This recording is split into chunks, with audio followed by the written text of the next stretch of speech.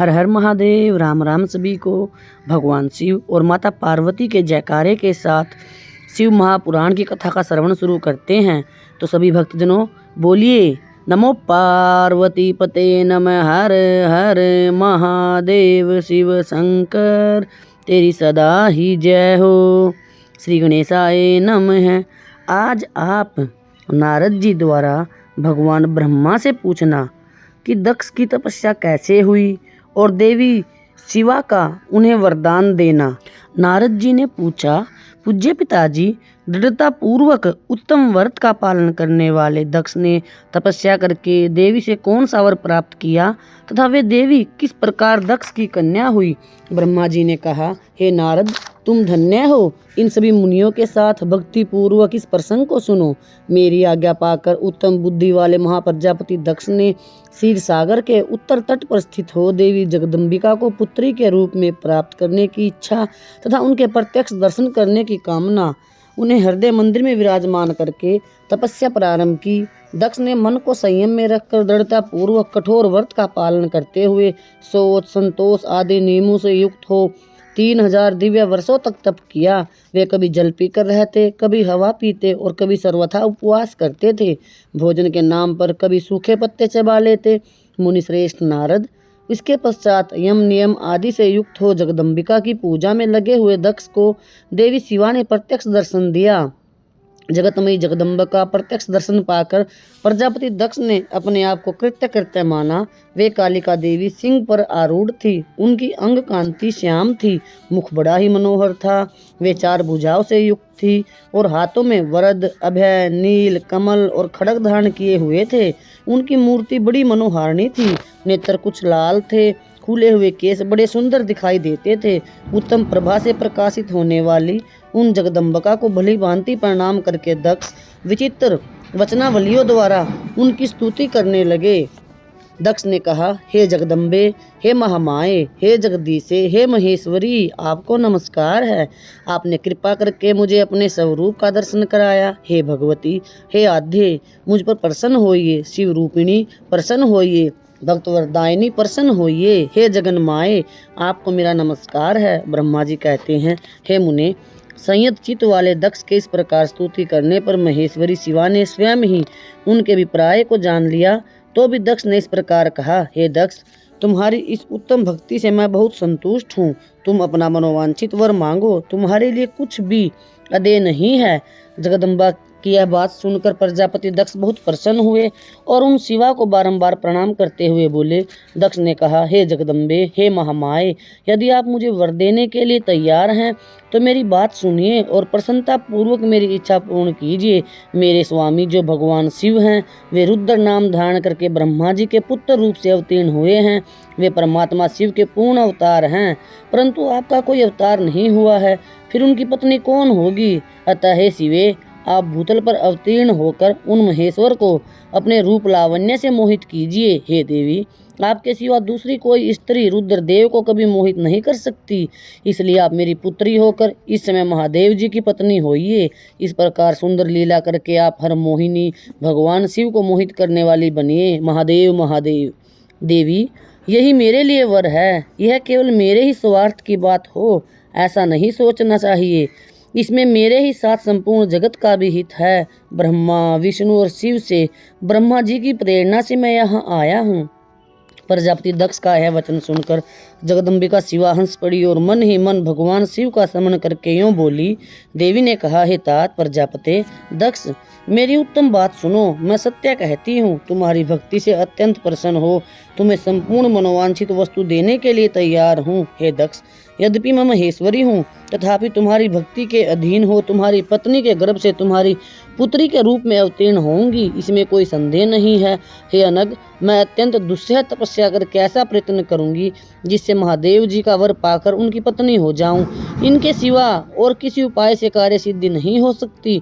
क्योंकि वे भगवान सदाशिव सर्वथा निर्विकार हैं, ब्रह्मा और विष्णु के भी सेव्य हैं तथा नित्य परिपूर्ण रूप ही हैं। मैं सदा उनकी दासी और प्रिया हूँ। प्रत्येक जन्म में वे नाना रूपधारी शंभु ही मेरे स्वामी होते हैं।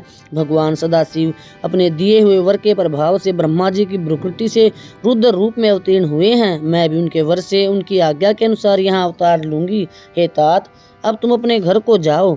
इस कार्य में जो मेरी दूती अथवा सहायिका होगी उसे मैंने जान लिया है। अब शीघ्र ही मैं तुम्हारी पुत्री होकर महादेव जी की पत्नी बनूंगी। दक्ष से यह उत्तम वचन कहकर मन ही मन शिव की आज्ञा प्राप्त करके देवी शिवा ने शिव के चरण अरविंदों का चिंतन करते हुए फिर कहा, हे प्रजापते, परंतु मेरा एक प्रण है, उसे तुम्हें सदा मन में रखना चाहिए। मैं उस प्रण को सुना देती हूँ, तुम उसे सत्य समझो, मिथ्या न मानो। यदि कभी मेरे प्रति तुम्हारा आदर भाव घट जाएगा तब उसी समय मैं अपने शरीर को त्याग दूंगी, अपने स्वरूप में लीन हो जाऊंगी अथवा दूसरा शरीर धारण कर लूंगी। मेरा यह कथन सत्य है। हे प्रजापते, प्रत्येक सर्ग या कल्प के लिए तुम्हें यह वर दे दिया गया है। मैं तुम्हारी पुत्री होकर भगवान शिव की पत्नी होऊंगी। मुख्य प्रजापति दक्ष से ऐसा कहकर महेश्वरी शिवा उनके देखते देखते वहीं अंतर्ध्यान हो गई। दुर्गा जी के अंतर्ध्यान होने पर दक्ष भी अपने आश्रम को लौट गए और यह सोचकर प्रसन्न रहने लगे कि देवी शिवा मेरी पुत्री होने वाली है। महादेव महादेव। ब्रह्मा जी की आज्ञा से दक्ष द्वारा मैथुनी सृष्टि का आरंभ अपने पुत्र हर्यश्व द्वारा और सब लाशवों को निवृत्ति मार्ग में भेजने के कारण दक्ष का नारद को श्राप देना।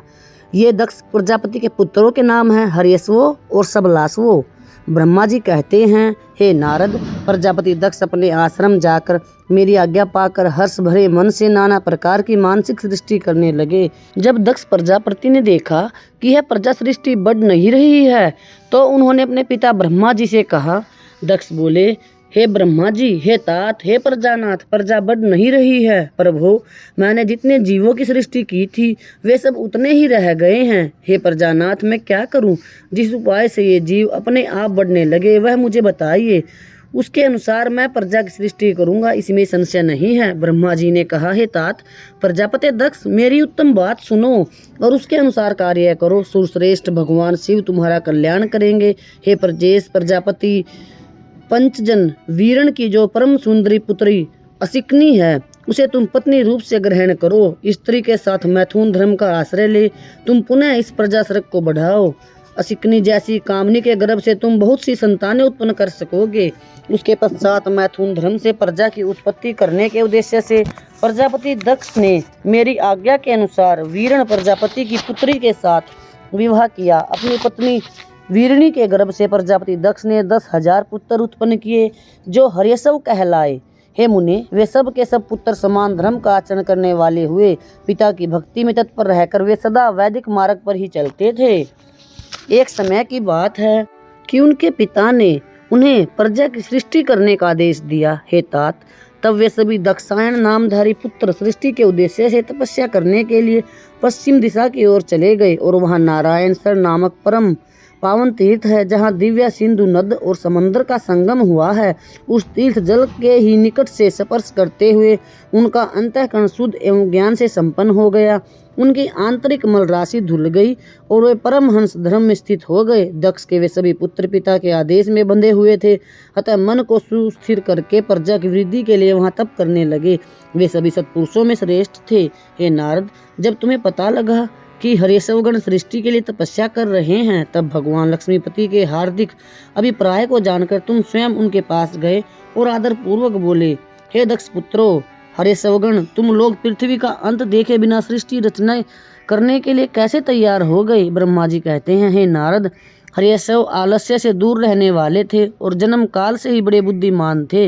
वे सब के सब तुम्हारा उपयुक्त कथन सुनकर स्वयं उस पर विचार करने लगे। उन्होंने यह विचार किया कि जो उत्तम शास्त्र रूपी पिता के निवृत्ति पर के आदेश को नहीं समझता वह केवल रज आदि गुणों पर विश्वास करने वाला पुरुष सृष्टि निर्माण का कार्य कैसे आरंभ कर सकता है। ऐसा निश्चय करके वे उत्तम बुद्धि और एक चित्त वाले दक्ष कुमार नारद को प्रणाम करके और उनकी परिक्रमा करके ऐसे पथ पर चले गए जहां जाकर कोई वापस नहीं लौटता। हे नारद, तुम भगवान शंकर के मन हो और हे मुने, सुनो, तुम समस्त लोकों में अकेले विचरा करते हो, तुम्हारे मन में कोई विकार नहीं है, क्योंकि तुम सदा महेश्वर की मनोवृत्ति के अनुसार ही कार्य करते हो। जब बहुत समय बीत गया तब मेरे पुत्र प्रजापति दक्ष को यह पता लगा कि मेरे सभी पुत्र नारद से शिक्षा पाकर नष्ट हो गए हैं, अर्थात मेरे हाथ से निकल गए। इससे उन्हें बड़ा दुख हुआ। वे बार बार कहने लगे, उत्तम संतानों का पिता होना शोक का ही स्थान है, क्योंकि श्रेष्ठ पुत्रों के बिछुड़ जाने से पिता को बड़ा कष्ट होता है। शिव की माया से मोहित होने से दक्ष को पुत्र वियोग के कारण बहुत शोक होने लगा। तब मैंने आकर अपने बेटे दक्ष को बड़े प्रेम से समझाया और सांत्वना दी। दैव का विधान प्रबल होता है इत्यादि बातें बताकर उनके मन को शांत किया। मेरे सांत्वना देने पर दक्ष पुनः पंच जनकन्या अक्ष्णी के गर्भ से सब लासव नामक के 1 सहस्त्र पुत्र उत्पन्न किए। पिता का आदेश पाकर वे पुत्र भी प्रजा सृष्टि के लिए दृढ़ता पूर्वक प्रतिज्ञा पालन का नियम ले उसी स्थान पर गए जहां उनके सिद्धि को प्राप्त हुए बड़े भाई गए थे। नारायण सरोवर के जल का स्पर्श होने मात्र से उनके सारे पाप नष्ट हो गए, अंतःकरण में शुद्धता आ गई और वे उत्तम वर्त के पालक सब लासव ब्रह्मा प्रणव का जाप करते हुए वहां बड़ी भारी तपस्या करने लगे। उन्हें प्रजा सृष्टि के लिए उद्यत जानकर तुम पुनः पहले की भांति ईश्वरीय गति का स्मरण करते हुए हे नारद तुम उनके पास गए और वही बात कहने लगे जो उनके भाइयों से पहले कह चुके थे। हे मुने, तुम्हारा दर्शन अमोघ है, इसलिए तुमने उनको भी भाइयों का ही मार्ग दिखाया। अतएव वे भाइयों के ही पथ पर उद्रव गति को प्राप्त हुए। उसी समय प्रजापति दक्ष को बहुत से उत्पात दिखाई दिए। इससे मेरे पुत्र दक्ष को बड़ा विस्मय हुआ और वे मन ही मन दुखी हुए। फिर उन्होंने पहले की तरह ही तुम्हारी करतूत से अपने पुत्रों का नाश हुआ सुना। इससे उन्हें बड़ा आश्चर्य हुआ। वे पुत्र शोक से मूर्छित हो अत्यंत कष्ट का अनुभव करने लगे। फिर दक्ष ने तुम पर बड़ा क्रोध किया और कहा, यह नारद बड़ा दुष्ट है। दैववश उसी समय तुम दक्ष पर अनुग्रह करने के लिए वहां आ पहुंचे। तुम्हें देखते ही शोक के आवेश से युक्त हुए दक्ष के ओठ क्रोध से फड़कने लगे। तुम्हें सामने पाकर वे धिक्कारने और निंदा करने लगे। दक्ष ने कहा, ओ नीच, तुमने यह क्या किया? तुमने झूठ मूठ साधुओं का बाना पहन रखा है। इसी के द्वारा ठगकर हमारे भोले भाले बालकों को जो तुमने भिक्षुओं का मार्ग दिखाया है, यह अच्छा नहीं किया। तुम निर्दयी और सठ हो, इसलिए तुमने हमारे इन बालकों के जो अभी अभी ऋषि गण देव ऋण और पितर ऋण से मुक्त नहीं हो पाए थे, लोक और परलोक दोनों के श्रेय का नाश कर डाला। जो पुरुष इन तीनों ऋणों को उतारे बिना ही मोक्ष की इच्छा मन में लिए माता पिता को त्याग कर घर से निकल जाता है, सन्यासी हो जाता है, वह अधोगति को प्राप्त होता है। तुम निर्दयी और बड़े निर्लज्ज हो, बच्चों की बुद्धि में भेद पैदा करने वाले हो और अपने सुयश को स्वयं ही नष्ट कर रहे हो। हे मूढ़मते, तुम भगवान विष्णु के पार्षदों में व्यर्थ ही घूमते फिरते हो।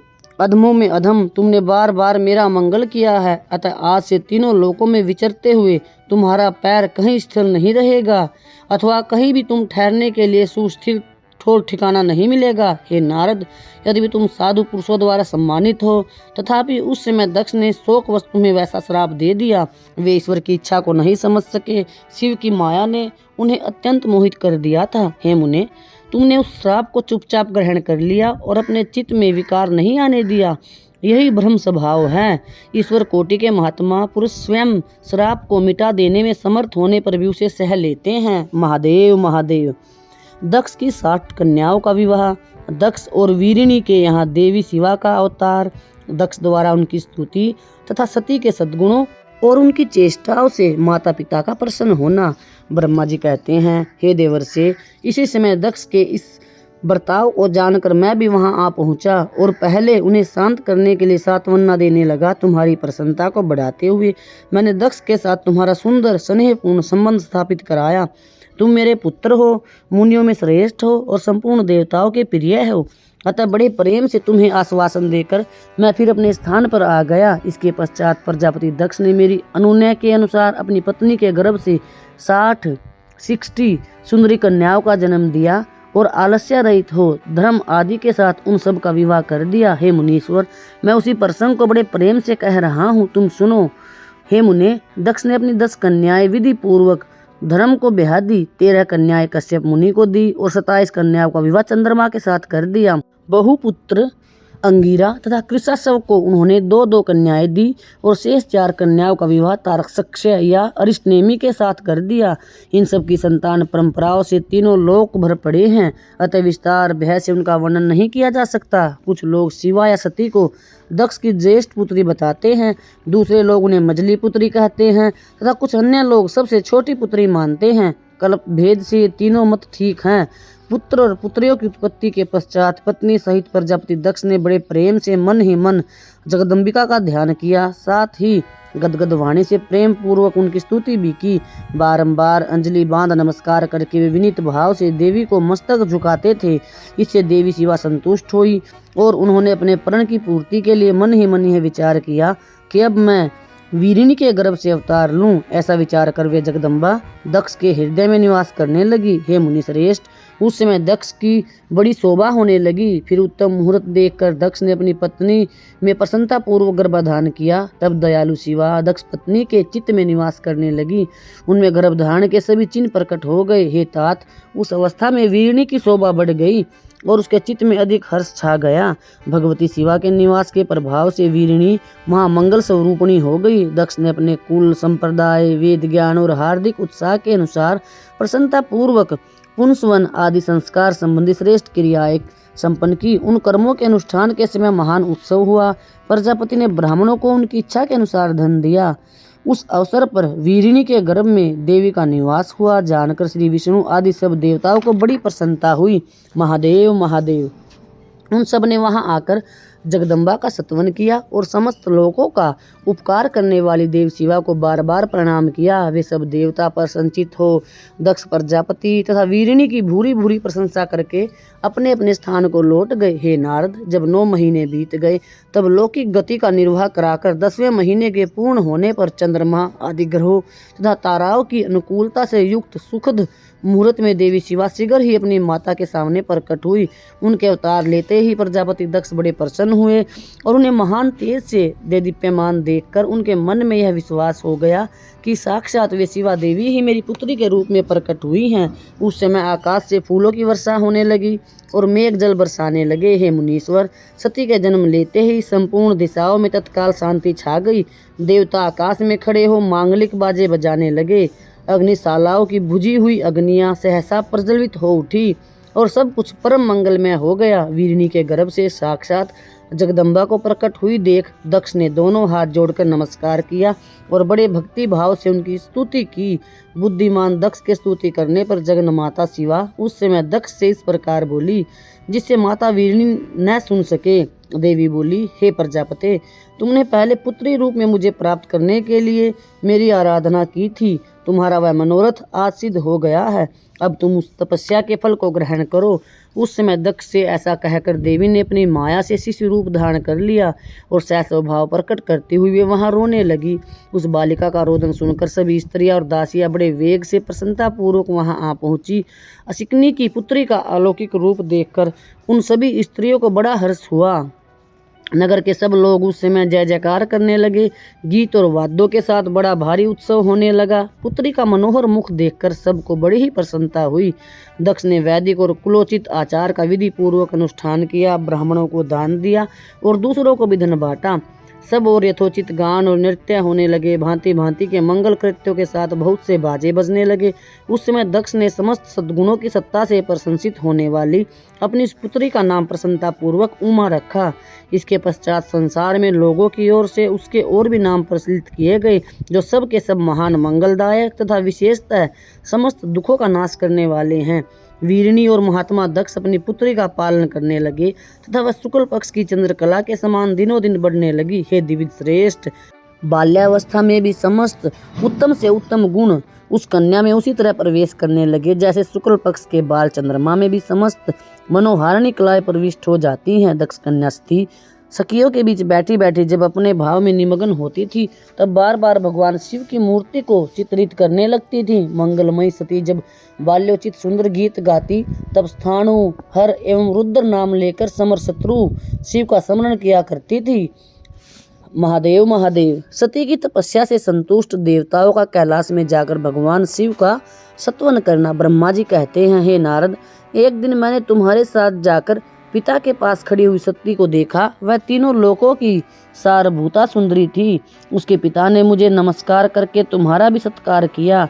यह देख लोक लीला का अनुसरण करने वाली सती ने भक्ति और प्रसन्नता के साथ मुझको और तुमको भी प्रणाम किया। हे नारद, इसके पश्चात सती की ओर देखते हुए हम और तुम दक्ष के लिए शुभ आसन पर बैठ गए। तत्पश्चात मैंने उस विनयशीला बालिका से कहा, हे सती, जो केवल तुम ही चाहते हैं और तुम्हारे मन में भी एकमात्र जिनकी ही कामना है, उन्हीं सर्वज्ञ जगदीश्वर महादेव जी को तुम पति रूप में प्राप्त करो।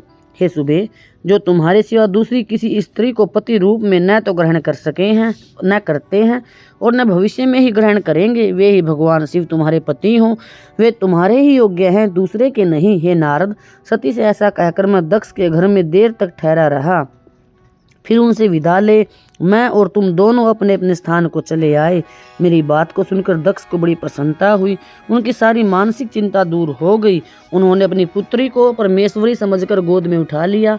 वह इस प्रकार कुमारोचित सुंदर लीला विहारों से शोभित होती हुई भक्तवत्सला सती, जो स्वेच्छा से मानव रूप धारण करके प्रकट हुई थी, कुमारावस्था पार कर गई। बाल्यावस्था बिताकर किंचित युवावस्था को प्राप्त हुई सती अत्यंत तेज एवं शोभा से संपन्न हो संपूर्ण अंगों से मनोहर दिखाई देने लगी। लोकेश दक्ष ने देखा कि सती के शरीर में युवावस्था के लक्षण प्रकट होने लगे हैं। तब उनके मन में यह चिंता हुई कि मैं महादेव जी के साथ इनका विवाह कैसे करूं। सती स्वयं भी महादेव जी को पाने की प्रतिदिन अभिलाषा रखती थी। अतः पिता के मनोभाव को समझकर वे माता के निकट गई। विशाल बुद्धि वाली सती रूपिणी परमेश्वरी शिवा ने अपनी माता वीरिणी से भगवान शंकर की प्रसन्नता के निमित्त तपस्या करने के लिए आज्ञा मांगी। माता की आज्ञा मिल गई। अतः दृढ़ता पूर्वक व्रत का पालन करने वाली सती ने महेश्वर को पति रूप में प्राप्त करने के लिए अपने घर पर ही उनकी आराधना आरंभ की। आश्विन मास में नंदा, प्रतिपदा, षष्ठी और एकादशी तिथियों में उन्होंने भक्ति पूर्वक गुड़, भात और नमक चढ़ाकर भगवान शिव का पूजन किया और उन्हें नमस्कार करके उसी के नियम के साथ उस मास को व्यतीत किया। कार्तिक मास की चतुर्दशी को सजाकर रखे हुए मालपुओं और खीर से परमेश्वर शिव की आराधना करके वे निरंतर उनका चिंतन करने लगी। मार्गशीर्ष मास के कृष्णा पक्ष की अष्टमी तिथि को तिल, जौ और चावल से भगवान शिव की पूजा करके ज्योतिर्मय दीप दिखाकर अथवा आरती करके सती दिन बिताती थी। पौष मास के शुक्ल पक्ष की सप्तमी को रात भर जागरण करके प्रातःकाल खिचड़ी का नैवेद्य लगा वे शिव जी की पूजा करती थी। माघ की पूर्णिमा को रात में जागरण करके सवेरे नदी में नहाती और गीले वस्त्र से ही तट पर बैठकर भगवान शंकर की पूजा करती थी। फागुन मास के कृष्ण पक्ष की चतुर्दशी तिथि को रात में जागरण करके उस रात्रि के चारों पहरों में शिव जी की विशेष पूजा करती थी और नटों द्वारा नाटक भी कराती थी। चैत्र मास के शुक्ल पक्ष की चतुर्दशी को वे दिन रात शिव का स्मरण करती हुई समय बिताती और ढाक के फूलों तथा दवनों से भगवान शिव की पूजा करती थी। वैशाख शुक्ला तृतीया को सती तिलक आहार करके रहती और नए जौ के भात से रुद्रदेव की पूजा करके उस महीने को बिताती थी। ज्येष्ठ की पूर्णिमा को रात में सुंदर वस्त्रों तथा बटकैया के फूलों से शंकर जी की पूजा करके वे निराहार रहकर ही वह मास व्यतीत करती थी। साढ़ के शुक्ल पक्ष की चतुर्दशी को काले वस्त्र और भटकटैया के फूलों से वे रुद्रदेव का पूजन करती थी। श्रावण मास के शुक्ल पक्ष की अष्टमी एवं चतुर्दशी को वे यज्ञोपवीतों वस्त्रों तथा कुश की पवित्री से शिव की पूजा किया करती थी। भाद्रपद मास के कृष्ण पक्ष की त्रयोदशी तिथि को अनेक प्रकार के फूलों और फलों से भगवान शिव का पूजन करके सती चतुर्दशी तिथि को केवल जल का आहार किया करती थी। भांति भांति के फलों, फूलों और उस समय उत्पन्न होने वाले अन्नों द्वारा वे भगवान शिव की पूजा करती और महीने भर अत्यंत नियमित आहार करके वे केवल जप में लगी रहती थी। सभी महीनों में सारे दिन सती भगवान शिव की आराधना में ही लगी रहती थी। अपनी इच्छा से मानव रूप धारण करने वाली वे देवी दृढ़ता पूर्वक उत्तम व्रत का पालन करती थी। इस प्रकार नंदा व्रत को पूर्ण रूप से समाप्त करके भगवान शिव में अनन्य भाव रखने वाली सती एकाग्रचित्त हो बड़े प्रेम से भगवान शिव का ध्यान करने लगी तथा उस ध्यान में ही निश्चल भाव से स्थित हो गई। हे मुने, इसी समय सब देवता और ऋषि भगवान विष्णु और मुझको आगे करके सती की तपस्या देखने के लिए गए। वहां आकर देवताओं ने देखा सती मूर्तिमती दूसरी सिद्धि के समान जान पड़ती हैं। वे भगवान शिव के ध्यान में निमग्न हो उस समय सिद्धावस्था को पहुंच गई थी। समस्त देवताओं ने बड़ी प्रसन्नता के साथ वहां दोनों हाथ जोड़कर सती को नमस्कार किया। मुनियों ने भी मस्तक झुकाए तथा श्री हरि आदि के मन में भी प्रीति उमड़ आई। श्री विष्णु आदि सब देवता और मुनि आश्चर्यचकित हो सती देवी की तपस्या की भूरी भूरी प्रशंसा करने लगे। फिर देवी को प्रणाम करके वे देवता और मुनि तुरंत ही गिरिश्रेष्ठ कैलाश को गए, जो भगवान शिव को बहुत ही प्रिय है। सावित्री के साथ मैं और लक्ष्मी के साथ भगवान वासुदेव भी प्रसन्नता पूर्वक महादेव जी के निकट गए। वहां जाकर भगवान शिव को देखते ही बड़े वेग से प्रणाम करके सब देवताओं ने दोनों हाथ जोड़ विनीत भाव से अनेक प्रकार के स्तोत्रों द्वारा उनकी स्तुति करके अंत में कहा, महादेव महादेव, हे प्रभु, आपकी सतव रज और तम नामक जो 3 शक्तियां हैं उनके राग आदि वेग असह्य हैं। आप शरणागतों के पालक हैं तथा आपकी शक्ति बहुत बड़ी है, उसकी कहीं कोई सीमा नहीं है। आपको नमस्कार है। हे दुर्गापते, जिनकी इंद्रियां दुष्ट हैं, वश में नहीं हो पाती, उनके लिए आपकी प्राप्ति का कोई मार्ग सुलभ नहीं है। आप सदा भक्तों के उद्धार में तत्पर रहते हैं। आपका तेज छिपा हुआ है। आपको नमस्कार है। आपकी माया शक्ति रूपा जो अहम बुद्धि है, उससे आत्मा का स्वरूप ढक गया है, इसलिए यह मूढ़ बुद्धि जीव अपने स्वरूप को नहीं जान पाता। आपकी महिमा का पार पाना अत्यंत कठिन ही नहीं, सर्वथा असंभव है। हम आप महाप्रभु को मस्तक झुकाते हैं। ब्रह्मा जी कहते हैं, हे नारद, इस प्रकार महादेव जी की स्तुति करके श्री विष्णु आदि सब देवता उत्तम भक्ति से मस्तक झुकाए प्रभु शिव जी के आगे चुपचाप खड़े हो गए। महादेव महादेव। ब्रह्मा जी का रुद्र देव से सती के साथ विवाह करने का अनुरोध, श्री विष्णु द्वारा अनुमोदन और श्री रुद्र की इसके लिए स्वीकृति देना। ब्रह्मा जी कहते हैं, श्री विष्णु आदि देवताओं द्वारा की हुई स्तुति को सुनकर सबकी उत्पत्ति के हेतु भूत भगवान शंकर बड़े प्रसन्न हुए और जोर जोर से हंसने लगे।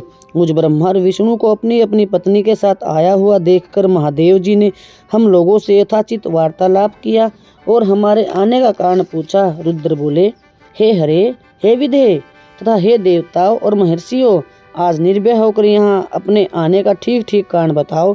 तुम लोग किस लिए यहाँ आए हो और कौन सा कार्य आ पड़ा है, वह सब मैं सुनना चाहता हूँ, क्योंकि तुम्हारे द्वारा की गई स्तुति से मेरा मन बहुत प्रसन्न है। हे मुने, महादेव जी के इस प्रकार पूछने पर भगवान विष्णु की आज्ञा से मैंने वार्तालाप आरंभ किया।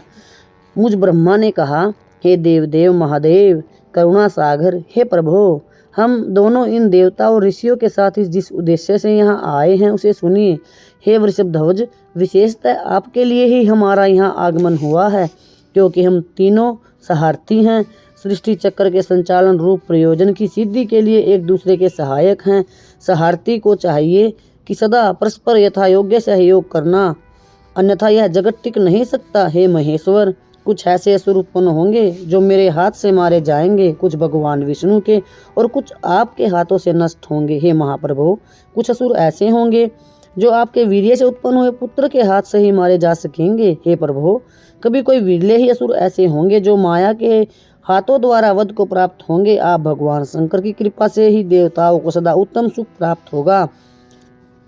घोर असुरों का विनाश करके आप जगत को सदा स्वास्थ्य एवं अभय प्रदान करेंगे, अथवा यह भी संभव है कि आपके हाथ से कोई भी असुर न मारे जाएं, क्योंकि आप सदा योग युक्त रहते हुए राग द्वेष से रहित हैं तथा एकमात्र दया करने में ही लगे रहते हैं। हे ईश्वर, यदि वे असुर भी आराधित हों, आपकी दया से अनुग्रहित होते रहें, तो सृष्टि और पालन का कार्य कैसे चल सकता है। अतः हे वृषभध्वज, आपको प्रतिदिन सृष्टि आदि के उपयुक्त कार्य करने के लिए तैयार रहना चाहिए। यदि सृष्टि पालन और संहार रूप कर्म न खराब करने हो, तो हमने माया से जो भिन्न भिन्न शरीर धारण किए हैं, उनकी कोई उपयोगिता अथवा औचित्य ही नहीं है। वास्तव में हम तीनों एक ही हैं, कार्य के भेद से भिन्न भिन्न देह धारण करके स्थित हैं। यदि कार्य भेद न सिद्ध हो, तब तो हमारे रूप भेद का कोई प्रयोजन ही नहीं है। हे देव, हे महादेव, एक ही परमात्मा महेश्वर 3 स्वरूपों में अभिव्यक्त हुए हैं। इस रूप भेद में उनकी माया ही कारण है। वास्तव में प्रभु स्वतंत्र हैं, वे लीला के उद्देश्य से ही ये सृष्टि आदि कार्य करते हैं। भगवान श्री हरि उनके बाएं अंग से प्रकट हुए हैं, मैं ब्रह्मा उनके दाएं अंग से प्रकट हुआ हूँ, और आप रुद्रदेव उन सदा शिव के हृदय से आविर्भूत हुए हैं। अतः आप ही शिव के पूर्ण रूप हैं। हे प्रभु, इस प्रकार अभिन्न रूप होते हुए भी हम तीनों रूपों में प्रकट हैं। हे सनातन देव, हम तीनों उन्हीं भगवान सदाशिव और शिवा के पुत्र हैं।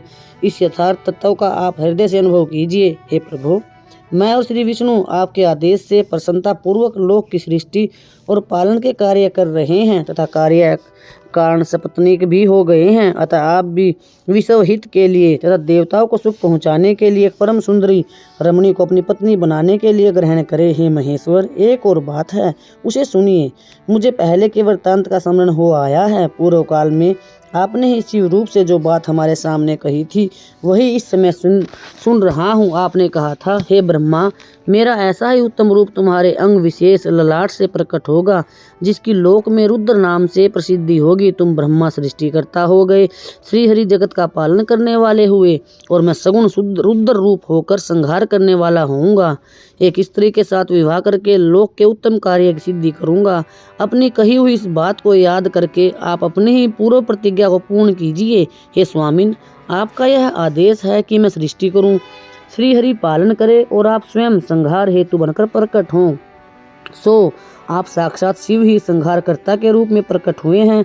आपके बिना हम दोनों अपना अपना कार्य करने में समर्थ नहीं हैं। अतः आप एक ऐसी कामिनी को स्वीकार करें जो लोकहित के कार्य में तत्पर रहे। हे शंभु, जैसे लक्ष्मी भगवान विष्णु की और सावित्री मेरी सहधर्मिणी हैं, उसी प्रकार आप इस समय अपनी जीवन सहचरी प्राण वल्लभा को ग्रहण करें। मेरी यह बात सुनकर लोकेश्वर महादेव जी के मुख पर मुस्कुराहट दौड़ गई। वे श्री हरि के सामने मुझसे इस प्रकार बोले। भगवान शिव ने कहा, हे ब्रह्मा, हे हरे, तुम दोनों मुझे सदा ही अत्यंत प्रिय हो। तुम दोनों को देखकर मुझे बड़ा आनंद मिलता है। तुम लोग समस्त देवताओं में श्रेष्ठ तथा त्रिलोकी के स्वामी हो। लोकहित के कार्य में मन लगाए रहने वाले तुम दोनों का वचन मेरी दृष्टि में अत्यंत गौरवपूर्ण है, किंतु सुरश्रेष्ठ गण, मेरे लिए विवाह करना उचित नहीं होगा, क्योंकि मैं तपस्या में लगा रहकर सदा संसार से विरक्त ही रहता हूँ और योगी के रूप में मेरी प्रसिद्धि है, जो निवृत्ति के सुंदर मार्ग पर स्थित है। अपने आत्म में ही रमण करता हूँ, आनंद मानता हूँ, निरंजन माया से निर्लिप्त हूँ, जिसका शरीर अवधूत दिगंबर है, जो ज्ञानी, आत्मदर्शी और कामना से शून्य है, जिसके मन में कोई विकार नहीं, जो भोगों से दूर रहता है तथा जो सदा अपवित्र और अमंगल वेशधारी है। उसे संसार में कामनी से क्या प्रयोजन है, यह इस समय मुझे बताओ तो सही। मुझे तो सदा केवल योग में लगे रहने पर ही आनंद आता है। ज्ञानहीन पुरुष ही योग को छोड़कर भोग को अधिक महत्व देता है। संसार में विवाह करना प्राय बंधन में बंधना है, इसे बहुत बड़ा बंधन समझना चाहिए। इसलिए मैं सत्य सत्य कहता हूँ, विवाह के लिए मेरे मन में थोड़ी सी भी अभिरुचि नहीं है। आत्मा ही अपना उत्तम अर्थ या स्वार्थ है।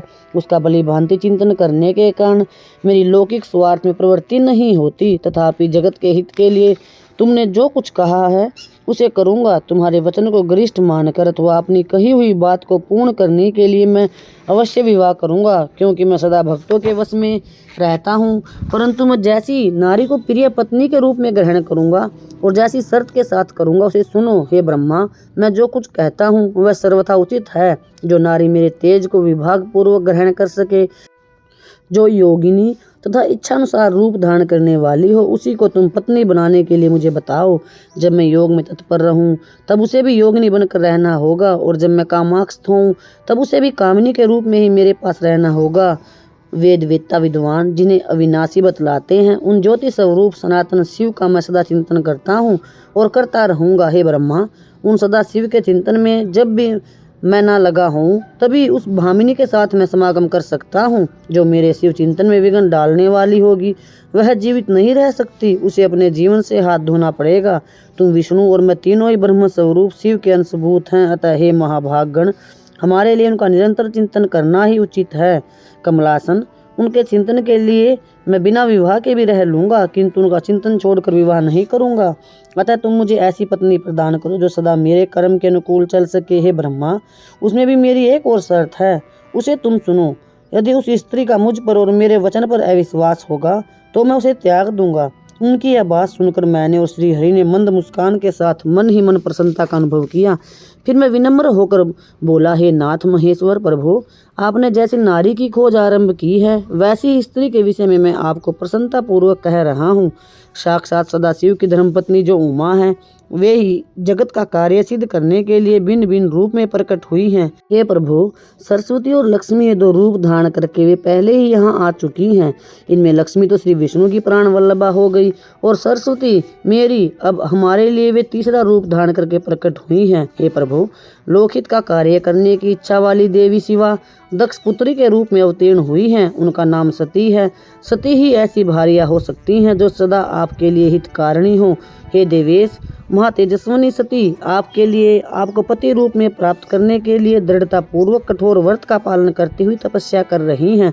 हे महेश्वर, आप उन्हें वर देने के लिए जाइए, कृपा कीजिए और बड़ी प्रसन्नता के साथ उन्हें उनकी तपस्या के अनुरूप वर देकर उनके साथ विवाह कीजिए। हे शंकर, भगवान विष्णु की, मेरी तथा इन संपूर्ण देवताओं की यही इच्छा है।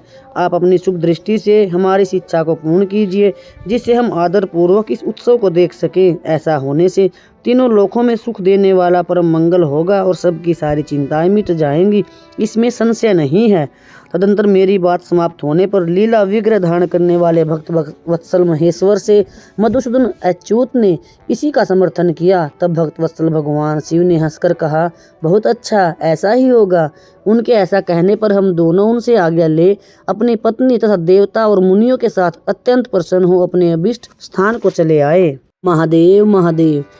सती को शिव से वर की प्राप्ति तथा भगवान शिव का ब्रह्मा जी को दक्ष के पास भेजकर सती का वर्ण करना। ब्रह्मा जी कहते हैं, हे मुने नारद, उधर सती ने आश्विन मास के शुक्ल पक्ष की अष्टमी तिथि को उपवास करके भक्ति भाव से सर्वेश्वर शिव का पूजन किया। इस प्रकार नंदाव्रत पूर्ण होने पर नवमी तिथि को दिन में ध्यान मगन हुई सती को भगवान शिव ने प्रत्यक्ष दर्शन दिया। उनका श्री विग्रह सर्वांग सुंदर एवं गौर वर्ण का था। उनके 5 मुख थे और प्रत्येक मुख में 3-3 नेत्र थे। भाल देश में चंद्रमा शोभा दे रहा था। उनका चित्त प्रसन्न था और कंठ में नील चिन्ह दृष्टि गोचर होता था। उनके 4 भुजाएं थी। उन्होंने हाथों में त्रिशूल, ब्रह्म कपाल, वर तथा अभय धारण कर रखे थे। भस्म्य अंगरांग से उसका सारा शरीर उद्भासित हो रहा था। गंगा जी उनके मस्तक की शोभा बढ़ा रही थी। उनके सभी अंग बड़े मनोहर थे। वे महान लावण्य के धाम जान पड़ते थे।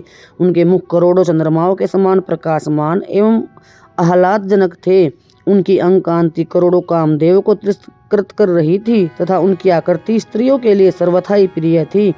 सती ने ऐसे सौंदर्य माधुर्य से युक्त प्रभु महादेव जी को प्रत्यक्ष देखकर उनके चरणों की वंदना की। उस समय उनका मुख लज्जा से झुका हुआ था।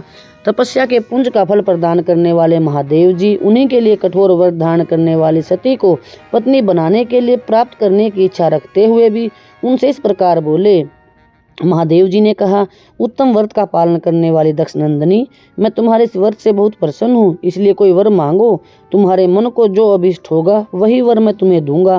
ब्रह्मा जी कहते हैं, हे मुने नारद, सुनो।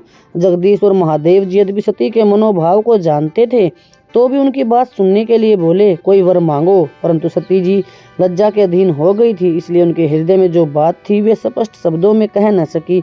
उनका जो अभिष्ट मनोरथ था वह लज्जा से आच्छादित हो गया। प्राण वल्लभ शिव का प्रिय वचन सुनकर सती अत्यंत प्रेम में मगन हो गई। इस बात को जानकर भक्त वत्सल भगवान शंकर बड़े प्रसन्न हुए और शीघ्रता पूर्वक बारंबार कहने लगे, वर मांगो, वर मांगो। सत्पुरुषों के आश्रय भूत अंतर्यामी शंभु सती की भक्ति के वशीभूत हो गए थे। तब सती ने अपनी लज्जा को रोककर महादेव जी से कहा, वर देने वाले प्रभु, मुझे मेरी इच्छा के अनुसार ऐसा वर दीजिए जो टल न सके। भक्त वत्सल भगवान शंकर ने देखा सती अपनी बात पूरी नहीं कह पा रही हैं, तब वे स्वयं ही उनसे बोले, देवी तुम मेरी भारिया हो जाओ। अपने अभीष्ट फल को प्रकट करने वाले उनके इस वचन को सुनकर आनंद मगन हुई सती चुपचाप खड़ी रह गई, क्योंकि वे मनोवांछित पर पा चुकी थी। फिर दक्ष कन्या प्रसन्न हो दोनों हाथ जोड़ मस्तक झुकाकर भक्त वत्सल शिव से बारंबार कहने लगी।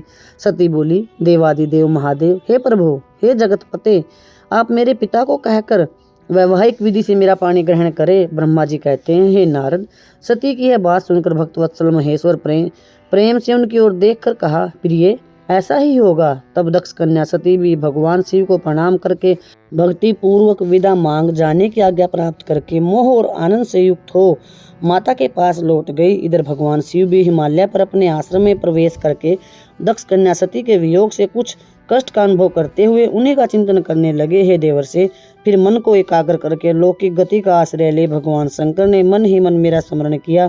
त्रिशूलधारी महेश्वर के स्मरण करने पर उनकी सिद्धि से प्रेरित हो मैं तुरंत ही उनके सामने जा खड़ा हुआ।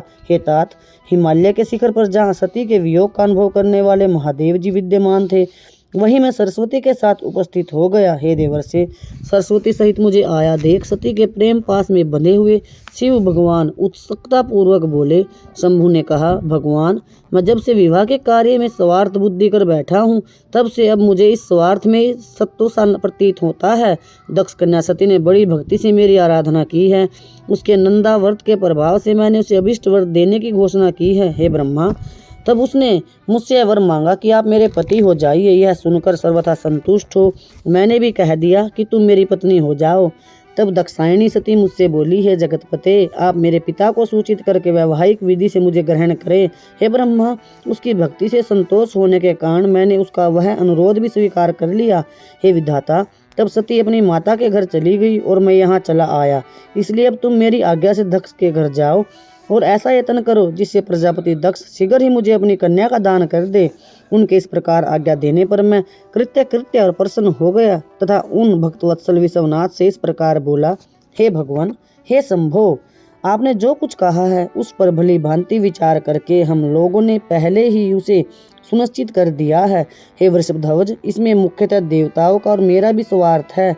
दक्ष स्वयं ही आपको अपनी पुत्री प्रदान करेंगे, किंतु आपकी आज्ञा से मैं भी उनके सामने आपका संदेश कह दूंगा। हे सर्वेश्वर महाप्रभु, महादेव जी से ऐसा कहकर मैं अत्यंत वेगशाली रथ के द्वारा दक्ष के घर जा पहुंचा। नारद जी ने पूछा, वक्ताओं में श्रेष्ठ महाभाग हे ब्रह्मा जी, हे विधात, बताइए, जब सती घर लौट कर आई तब दक्ष ने उनके लिए क्या किया? ब्रह्मा जी ने कहा, तपस्या करके मनोवांछित वर पाकर सती जब घर को लौट गई तब वहां उन्होंने माता पिता को प्रणाम किया। सती ने अपने सखी के द्वारा माता पिता को तपस्या संबंधी सब समाचार कहलवाया। सखी ने यह भी सूचित किया कि सती को महेश्वर से वर की प्राप्ति हुई है। वे सती की भक्ति से बहुत संतुष्ट हुए हैं। सखी के मुँह से सारा वृत्तांत सुनकर माता पिता को बड़ा आनंद प्राप्त हुआ और उन्होंने महान उत्सव किया। उदार चेता दक्ष और उनकी पत्नी वीरणी ने उनकी इच्छा के अनुसार ब्राह्मणों को धन दिया तथा अन्य जो दान लेने के अधिकारी थे उनमें अंधों और दीनों को भी धन बांटा। प्रसन्नता बढ़ाने वाली अपनी पुत्री को हृदय से लगाकर माता वीरणी ने उसका मस्तक सूंघा और आनंद मगन होकर उसकी बारंबार प्रशंसा की। इसके पश्चात कुछ समय व्यतीत होने पर धर्मज्ञों में श्रेष्ठ दक्ष इस चिंता में पड़े कि मैं अपनी इस पुत्री का विवाह भगवान शंकर के साथ किस तरह करूं। महादेव जी प्रसन्न होकर आए थे पर वे तो चले गए। अब मेरी पुत्री के लिए वे फिर यहाँ कैसे आएंगे? यदि किसी को शीघ्र ही भगवान शिव के निकट भेजा जाए तो यह भी उचित नहीं जान पड़ता, क्योंकि यदि वे इस तरह अनुरोध करने पर भी मेरी पुत्री को ग्रहण न करे तो मेरी याचना निष्फल हो जाएगी। इस प्रकार की चिंता में पड़े हुए प्रजापति दक्ष के सामने मैं सरस्वती जी के साथ सहसा उपस्थित हुआ। मुझ पिता को आया देखकर दक्ष प्रणाम करके विनीत भाव से खड़े हो गए। उन्होंने मुझ स्वयंभू को यथायोग्य आसन दिया। इसके पश्चात दक्ष ने जब मेरे आने का कारण पूछा तब मैंने सब बातें बताकर उनसे कहा, प्रजापति, भगवान शंकर ने तुम्हारी पुत्री को प्राप्त करने के लिए निश्चय ही मुझे तुम्हारे पास भेजा है। इस विषय में जो श्रेष्ठ कार्य हो उसका निश्चय करो। जैसे सती ने अनेक प्रकार के भावों से तथा सात्विक व्रत के द्वारा भगवान शिव की आराधना की है, उसी तरह वे भी सती की आराधना करते हैं। इसलिए हे दक्ष, भगवान शिव के लिए ही संकल्पित एवं प्रकट हुई अपनी इस पुत्री को तुम अविलंब उनकी सेवा में सौंप दो। इसे तुम कृत्य हो जाओगे। मैं नारद के साथ जाकर उन्हें तुम्हारे घर ले आऊंगा। फिर तुम उन्हीं के लिए उत्पन्न हुई अपनी यह पुत्री उन्हीं के हाथ में दे दो। ब्रह्मा जी कहते हैं, हे नारद, मेरी यह बात सुनकर मेरे पुत्र दक्ष को बड़ा हर्ष हुआ। वे अत्यंत प्रसन्न होकर बोले, पिताजी, ऐसा ही होगा। हे मुने, तब मैं अत्यंत हर्षित हो वहाँ से उस स्थान को लौटा जहाँ लोक कल्याण में तत्पर रहने वाले भगवान शिव बड़ी उत्सुकता से मेरी प्रतीक्षा कर रहे थे। हे नारद, मेरे लौट आने पर स्त्री और पुत्री सहित प्रजापति दक्ष भी पूर्ण काम हो गए। वे इतने संतुष्ट हुए मानो अमृत पीकर तृप्त हो रहे हों। प्यारे भक्तजनों, आप रोज शिव महापुराण की कथा का श्रवण करते हैं। संपूर्ण शिव पुराणी कथा सुनने के लिए इस चैनल से जुड़े रहिए। आप सभी अपना कीमती समय देकर इस कथा का श्रवण करते हैं, इसके लिए आप सभी का कोटि कोटि धन्यवाद। आप सभी कमेंट में अपने मन के भाव अवश्य लिखें। आपके कमेंट पढ़कर ही हमें बहुत सारी प्रेरणा मिलती हैं। हर हर महादेव, राम राम सभी को।